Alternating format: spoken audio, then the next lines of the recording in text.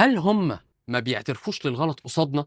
يعني هو ما بيقولش أنا غلطان عشان يكابر قصادي، والّا هو فعليًا شايف إن هو مش غلطان؟ أصله في فرق بين الاتنين. طب سؤال بس نرجع خطوة لورا، آه. هو الأب بيعترف لولاده إنه لمّا بيخطأ بيقول أنا غلطان؟ في وفي. ما أصل الأب أب، إمم. بني آدم، والأم أم، بني آدمة.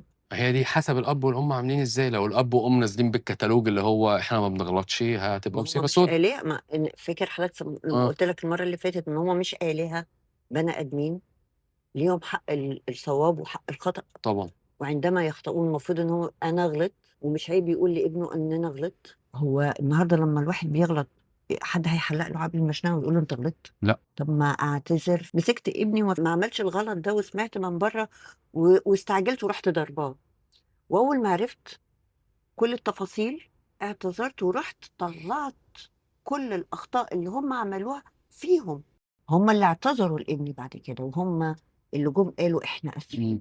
لازم أطلّع الكلام ده، لازم أبيّن إن في أخطاء، أنا لمّا أغلط أقول أنا غلطت.